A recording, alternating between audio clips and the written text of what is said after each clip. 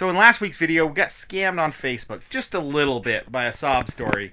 And one of the generators we got ended up throwing a rod after about 15-20 minutes of running that supposedly only needed a pull start.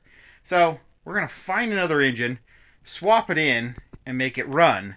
But just in case you missed it, here's a little clip of it actually throwing the rod on my security camera. Well, you guys missed it. I just barely put new oil in it, pulled it down, started it up, and it threw a rod. There it goes. I did not like the new oil.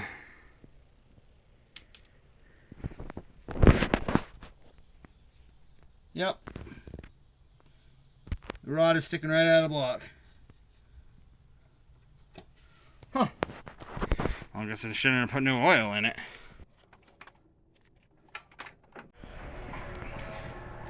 Uh-oh. I think I see a candidate for the generator. Yep. How much is it? $6. No pull cord, so that means it's just snapped. Guess we'll see if the blade spins with the bell pulled, and if not, I think that's a candidate for that generator to have a second chance. Oh, this thing's rough. Ugh. Oh. Does this smoke? Who knows? I guess $6 is worth the test. So how long does it take to dismantle an engine off a lawnmower? Not long.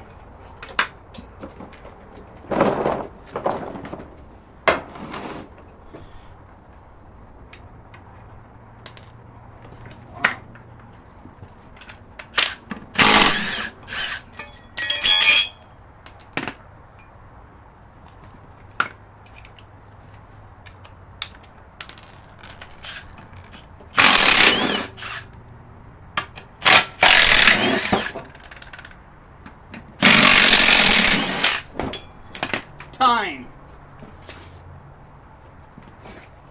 So I'm going to start stripping this one down because I got to get the crankshaft out. And that is about all I need off of this old one.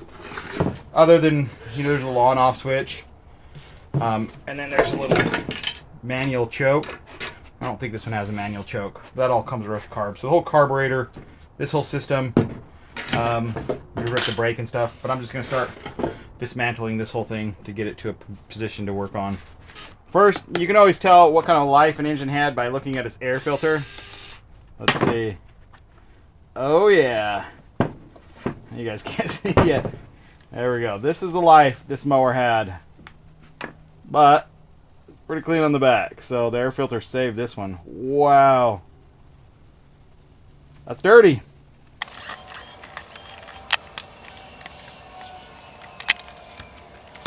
Alright, so really the only main difference between these is this one has, this one has a manual choke, and this one has like a automatic choke that runs off the heat of the muffler. So when the heat of the muffler heats this up, it pushes this lever forward, which turns off the choke, but it also, the air pushing over the flywheel pushes that out as well. So once it starts to rev up, it turns the choke off itself. I think the manual choke is a better option. So we're going to leave the manual choke. I don't think I'm going to integrate the automatic choke because these go out too. And they'll get stuck like in the forward position, so then the choke doesn't even work, and so that's a future problem. They don't always go out, but they do go out. So take this entire brake system off. So when you let off the engine bail, the bail at the handlebars, this little brake pad comes down and touches it and slows down the blade. Don't need that. So that whole system can come off. Well, we found out why this was put away. The flywheel key is sheared. See right there? See it over there? So the flywheel key sheared on this, either from backfiring or hitting something with the lawnmower blade. And yeah, that's why this thing has been sitting forever. A little bent up from throwing a rod. That's where the rod came out on the other one. Start just putting all this stuff back.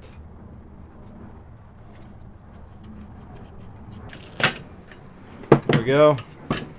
Choke is working. Governor's all hooked up. We still got to crack it all open. And then this is a little thermometer. When it heats up, this lever just moves this way. That's it. Take that off. We don't need that for this anymore.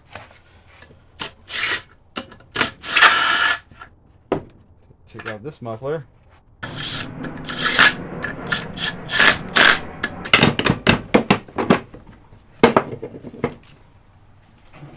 I'll wire wheel that a little bit so we don't destroy the seal.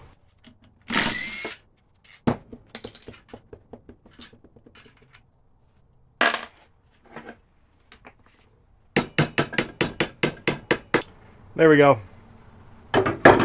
Just gets a little stuck coming off that, coming through the main bottom bearing, but it's not really a bearing. It's just machined in.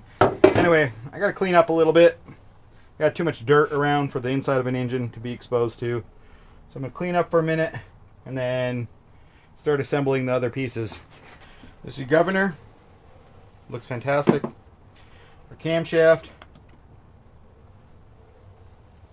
Looks good.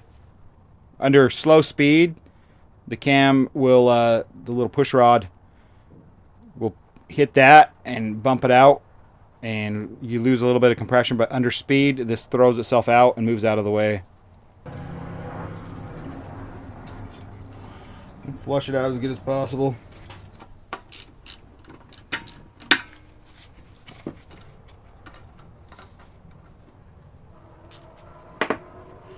Push the piston up.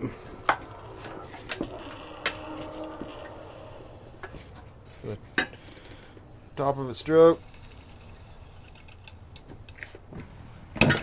There we go.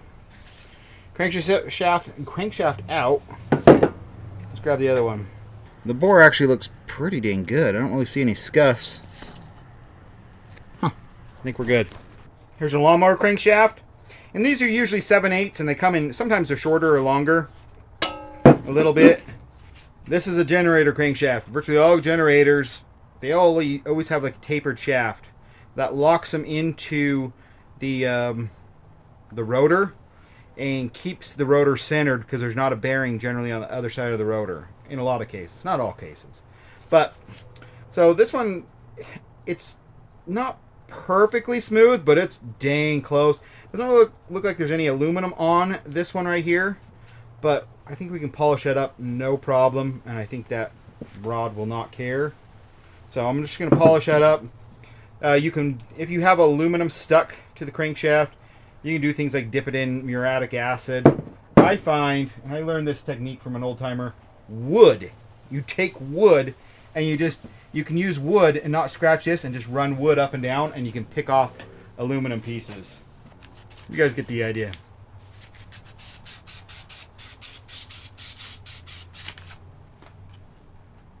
Oh yeah. On camera, it looks like those are grooves, but they're not. It's smooth. Those aren't grooves. Anyway, okay.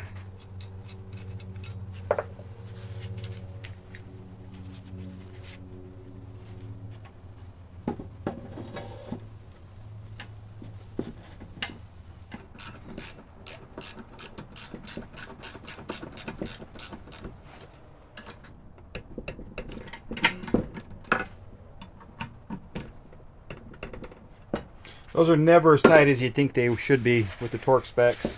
There's always just little dots.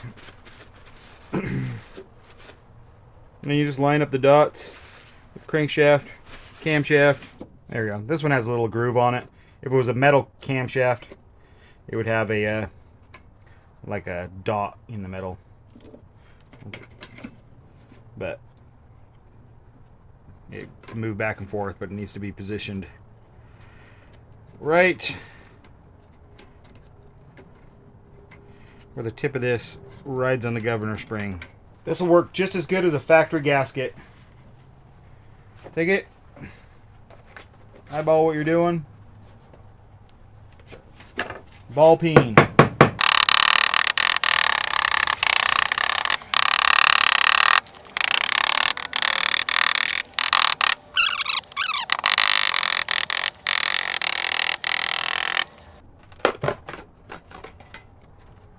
I'll just finish cutting out some of the little areas, and then I'll punch out the holes.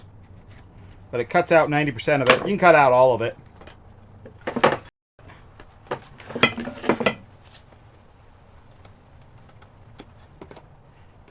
Just some little... Number 2, gasket sealant. This is the only thing other than number 1, aviation, which is also called number 3. And they got this new PermaShield stuff, or the only things recommended by gasket makers, by RTV makers, to be put on gaskets. They say the number 1 reason for gasket failure is somebody put RTV on it. RTV and paper gaskets are not supposed to be combined. If you're really old school, you just grease this thing up. Actually, you probably should put it on this side, since this side has the dowel pins. This stuff doesn't harden. It just stays to a tar-like system consistency. I could also use number 1, which actually kind of hardens. It wouldn't matter in this scenario. Around there.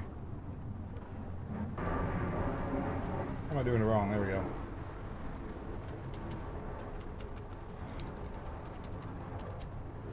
The chances somebody ever opens this up again and sees my beautiful Cheerios gasket is about 0. So we'll line that up. Put a little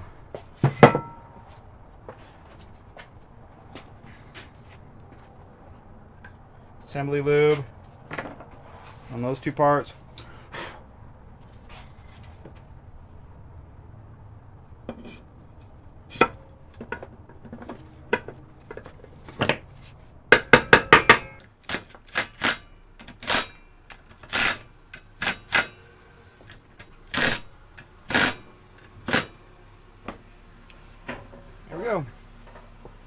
I'm putting the key in from the old engine that was in the generator engine. It was partially sheared, but kind of shears kind of at an angle, so I put it the opposite way. I don't know if that makes sense. It'll be fine.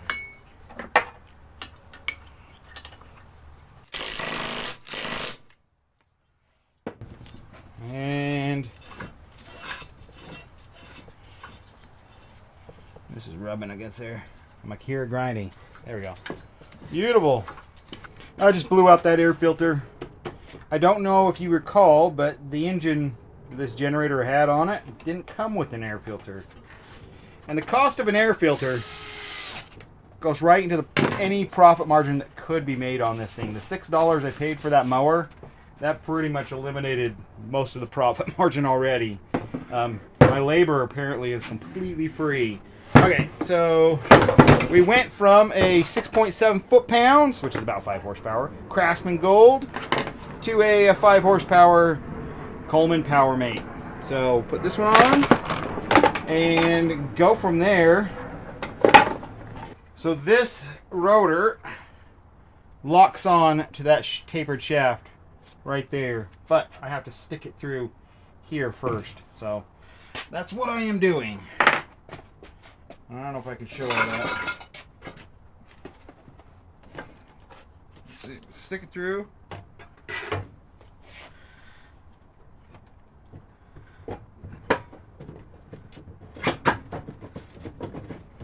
That locks in there. Doesn't matter where it's at. This bolt cinches it down, and the taper locks it in place. So some people talked to me about it in the comments a little bit, and I was describing these to them. These are the worst possible generators you could actually buy. The electricity is so dirty out of these. There is no voltage regulator or anything in here. They have a capacitor just to smooth it out. I'm pretty sure that's just a capacitor.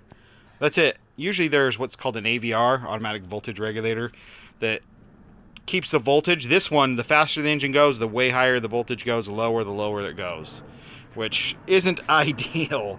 Usually you want something kind of regulated between 105 and 130, and most electronics won't care. This thing was shooting up to like 134 and down to like 90, only half loaded before, but maybe this new engine has more power. We'll see. Maybe the other one was just kind of worn.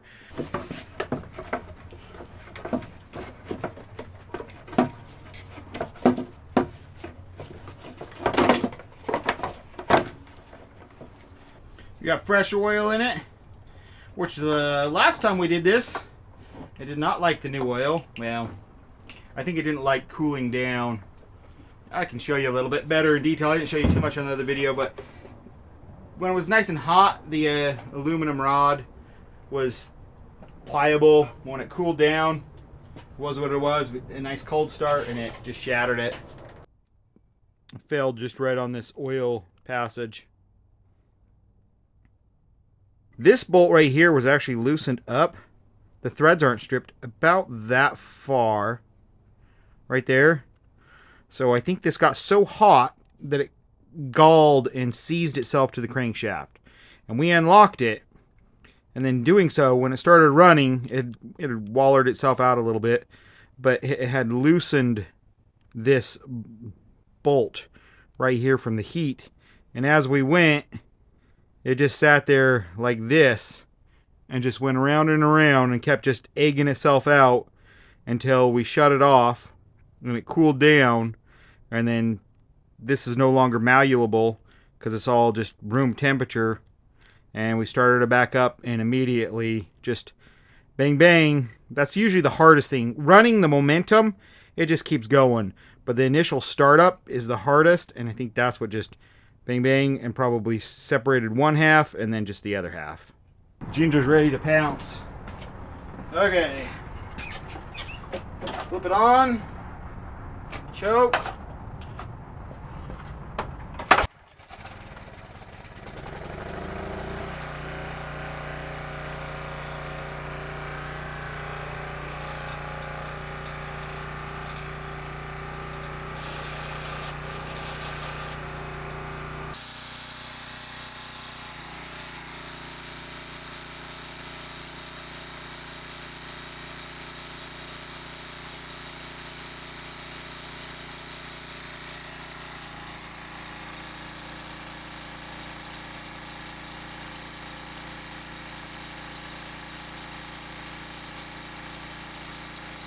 The handle was rattling like crazy, so we welded it and caught the garbage can on fire. That's why you have a metal garbage can. Too bad it's not winter. I actually feel pretty good. Yeah, it'll finish itself off. But tack welded just these little joints between here and here because they were just like rattling like crazy. Wiped it down pretty good. I'll do a little bit more of a spit shine. It should be ready to go. I think I got plastic burn in there. Maybe got to put that out. There we go. Go ahead, come on. There we go. I'm gonna lose a finger one of these times.